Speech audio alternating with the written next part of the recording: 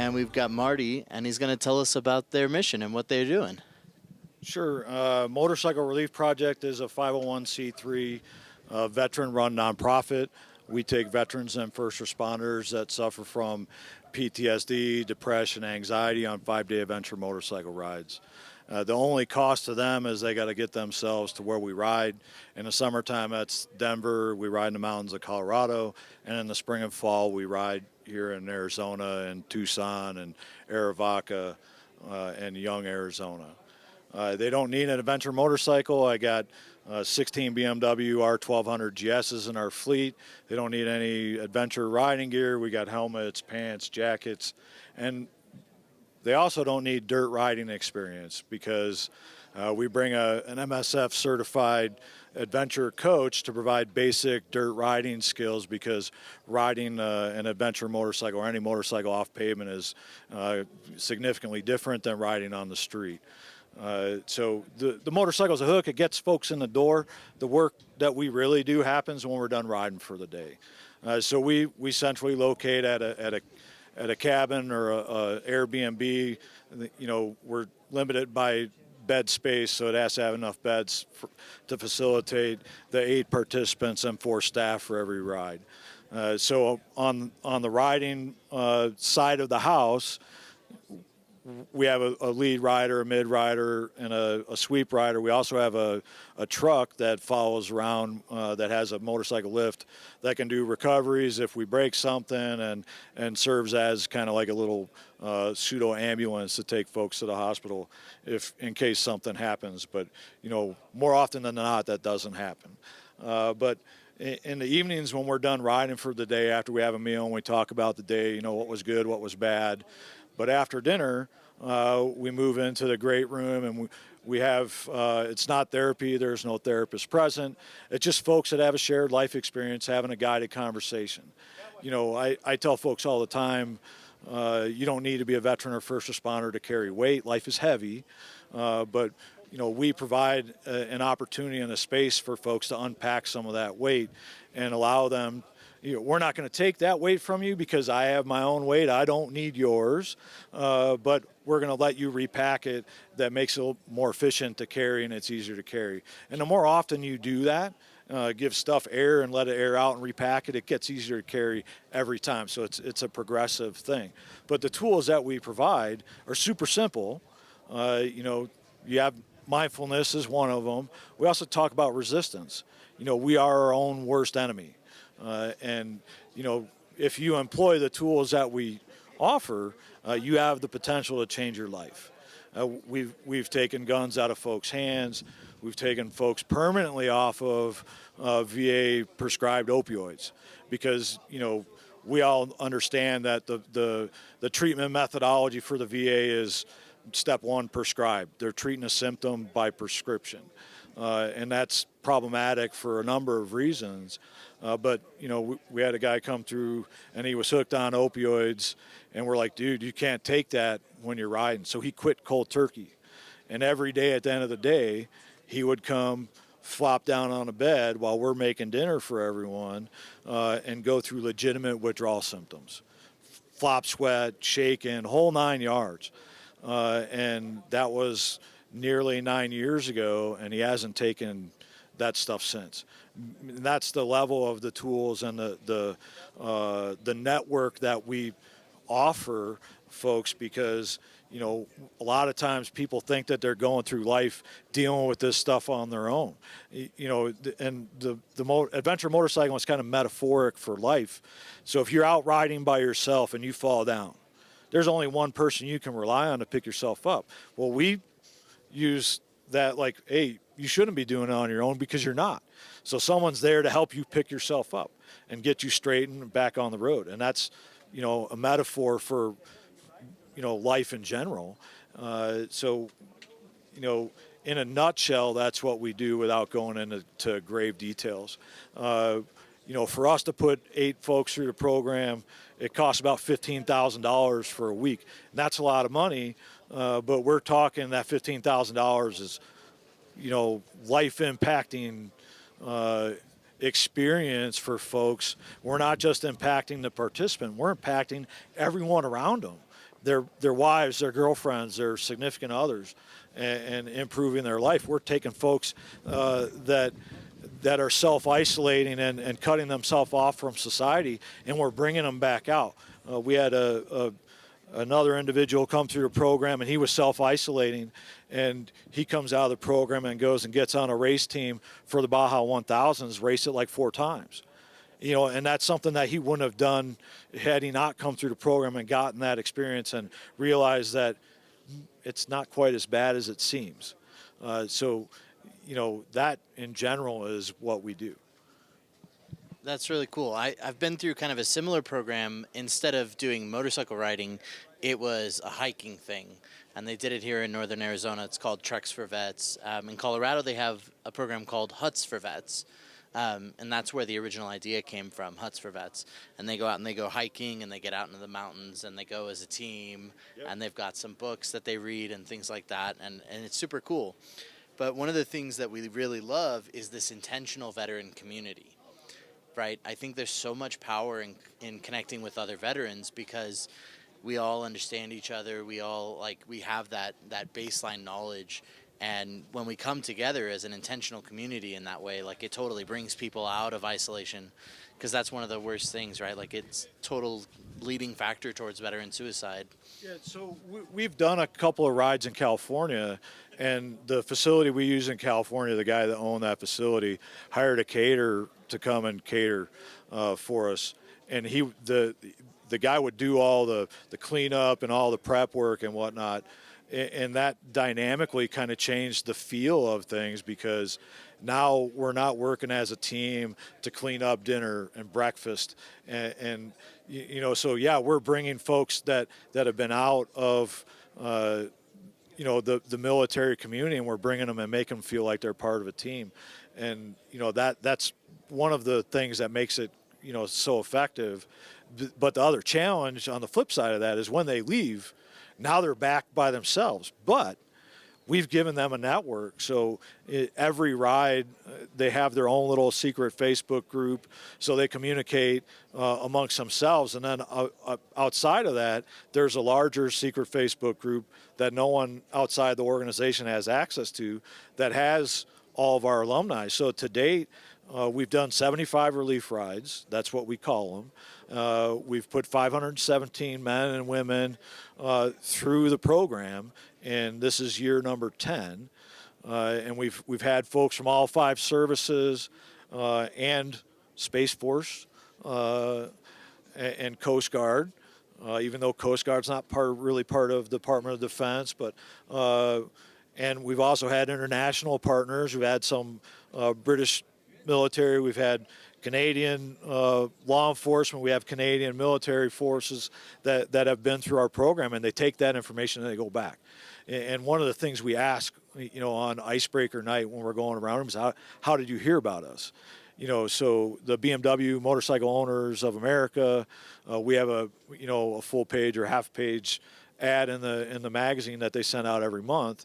But we get really random responses from them. I got it from my therapist at X somewhere in Maine. It was like, wow, we've never communicated with them, and we don't know how they got that information, but we're glad that they got it. So at Overland Expo, the Expo Foundation gave us a grant this year for $7,500, which is, that's half a ride. That's significant.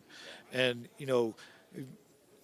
we're really not here to make money. We'll take donations, absolutely, but and that's how we're funded, entirely through donations and grants. But we're here to find folks that we can help, because and I've talked to thousands of people about this program at events like this, and you see it, folks walking by and they're side-eyeing, and they're like, "Hey, that looks interesting." Well, I'll chase you down and hey, I saw you looking.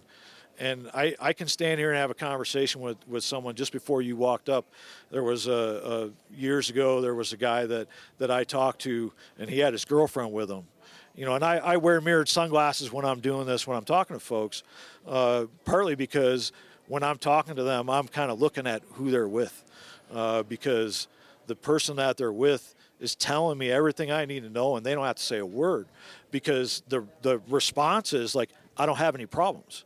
Well, I would tell you that you're lying to yourself, because again, I'm going to gut through it, and what's the negative result of that is suicide rate.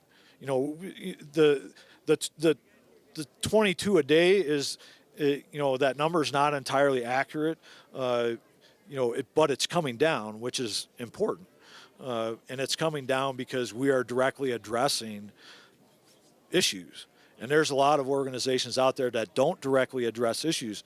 They're like, hey, we're going to raise awareness. Well, you're really not doing anything. Get out there and do something.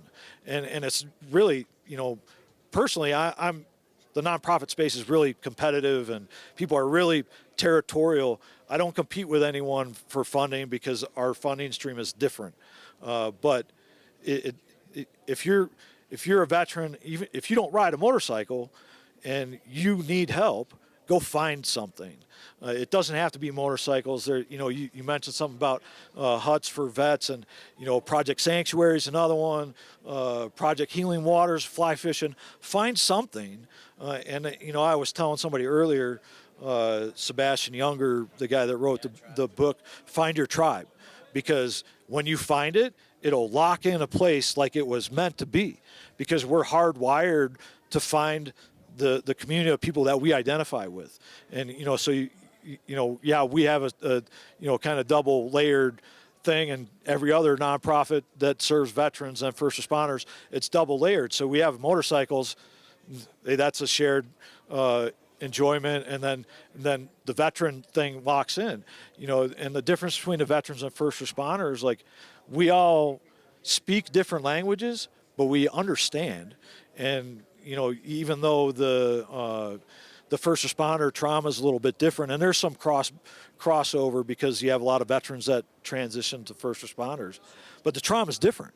And so we separate out the first responders, and they do their thing. The program is the same, just like we separate out the women, because we don't do co-ed rides because their trauma is different.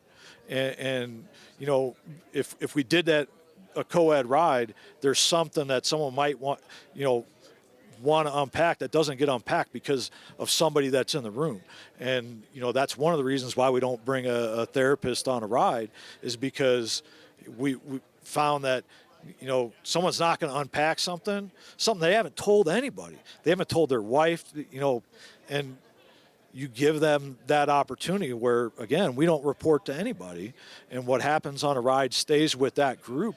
And it's early on in the program, the first board of directors, there was a psychologist that helped develop the program, and he said, you're not going to be able to get anywhere in a week. And he came on a ride and experienced it, and he was shocked. He's like, I'm surprised that you're getting where you're getting in 5 days. And sometimes every group, every individual is different. Sometimes we get there on night one because it's, you're so comfortable in that environment that you're willing to crack open Pandora's box and let it out there. We get asked all the time, like, hey, I want to volunteer. Either I'm not a veteran, I want to volunteer, or I'm a veteran, but I don't have any issues, right? But we know differently. But we take our volunteers from within the program. So in order to be a volunteer with us, you have to participate first. And, so because we asked some special stuff from our volunteers, it's more than just come and ride a motorcycle for a week. You got to be on night one ready to crack open the box and set the tone and the example for the folks that are coming. And, we've had folks that come through the program, they show up in the first 2 nights of workshops, they're not there. One guy got ambushed years ago. I used to get all the applications in my mailbox. I don't do that anymore. But every box was checked on the application. It was Army, Navy, Air Force, Marine Corps. It was like, what? The guy that got it sent it to me. I was like, what's up with that? I'm like, I don't know. It was the guy's dad applied for him and ambushed him, and this was the ride in California, So they showed up like they're on vacation in California, and they show up in the truck, and Dad's like, all right, get out. And we let his dad come on that ride as a volunteer, because there was no way that guy would have stayed if his dad wasn't there. And he was just absent the first 2 nights. By night 3, that dude was in the workshops. He's like, yeah, I was kind of mad because I got ambushed with this, but we really helped that guy. And that's important is, people know, significant family members, we hear it all the time. I have a friend and their son, my neighbor's kid is a veteran and he's struggling. And, it goes back to like, hey, find the right organization that's doing something that you enjoy, and go have the stones to say, yeah, I might need help with something, because when I applied for Ride 2, I didn't have any problems. And, of course, that's not the case. So it's interesting to see it. In my role now, I work a full-time job and I do this on the side. So I don't go on every ride, but I'm there on Sunday night when we do day 0 activities, which is the icebreaker. And then I'm there Friday night when we finish for the week. And you can see the difference in people. They come in the room and there's a whole bunch of anxiety for people, and particularly in that community, is that people have issues with people they don't know. And, by day 5, it's like by the end of day 1 or day 2, they're starting, and it shows in riding. So you have a pack of, 14 motorcycles on the road. Day 1, everyone's all spread out. But as the week progressive, they start getting tighter and tighter. And then by day 5, you're riding down the road, it's like, wow, this is a markedly different group than it was on day 1. And, that's why what we do is so effective, because we're making them feel like they're part of a team. And I think the folks that have rides in inclement weather situations are tighter than the ones where it's all nice, because, yeah, everyone's suffering and everyone is experiencing the same thing. And, we bond through adversity. That's what we've done when we served, and it just clicks for them and they get it. So yeah, I really appreciate you coming and talking to us, because it's important that people know what we're doing, because it's important, and we're not done. We got 200 plus people on the waiting list. We don't do first come first serve. We're looking for folks that we can help. And if I don't set up the rides, my partner does that, but he has a gift, and he puts together rides where they all just mesh together. And one ride last year, like, none of these guys have ever met, but they're all like fly fishermen. And he's like, oh yeah, I was fishing there last week or whatever. And it's just like, wow. And he didn't get that from the interview, because he's talking about motorcycle stuff. And it's interesting to watch. And like, if you know someone that needs help, point them to our website, which is www.motorelief.org. And there's video testimonials on there. We have a YouTube page. I encourage folks to go there and watch the videos. There's a couple videos in there that explain what we do and kind of how we do it. But there's also folks that are briefly telling our story, saying thank you to the folks that donate to the program, because again, it's this only happens if people donate. And it's really difficult to find money. Last year, there was a couple points where, hey, I'm looking at the accounts because I'm in the accounts all the time. Like, wow, man, we're gonna have to cancel some rides, and it just happenstance occurs where, right at the right time, we get enough money to finish out the year. And we do an annual fundraiser where we raise money, and we'll raise about $100,000 in one night, and that's a third of my budget for the year. We have one paid employee and a couple of paid contractors, but that's it. The rest, we're all volunteers. We're led by, and the organization is run by veterans, and we've all been through the program, so we all understand. That's really cool. I mean, I know that we always need more of these programs, and there's a lot of them out there that are doing different things. And I love what you said, like find that affinity group that you have, find that thing that you're really focused on. For it might be overlanding. We're at the Overland Expo, but it might be motorcycles, it might be adventure riding, it might be who knows what, fishing, the hunting groups. There's all that kind of stuff. It's all out there, but that's what we love to do. We love to go out and talk to people and make sure their voice gets heard and push it out, because awareness is something that people are often missing. Is like not everybody knows how to get on YouTube or put up their videos, so we try to get out there and help them with that and make sure the word gets heard and people are getting helped. Yeah, it's interesting because there's a couple shows we go to every year, like the BMW Motorcycle Owners of America show. That show moves around locations every year, and we have ads in their magazine, but every year we go to a different location, and there's people that are members of that organization that don't know who we are and don't know what we do. And we've had articles in the magazine. Every year we talk at all that stuff. They've done motorcycle raffles for us, and people still don't know. And I'm like, well, you got your head under a rock or something? It's interesting because there's always more outreach that you can do. There's always more that can be done. But if I find one person this weekend that we can help, then it was a success. There's only been one occasion where I've come to this show in particular where I raised enough money in the can to pay for my space. And that's in like 7 years. But again, it's if we find one person that, we're saving a life, then it's all worth it. Yeah, absolutely. So that's www.motorelief.org/donate, and you can donate to and help another rider go through it and get that experience. So awesome. Thanks again, man. Absolutely. Thanks for coming on the show today. Really appreciate it, Marty. Absolutely. All right. We'll see you guys on the next one.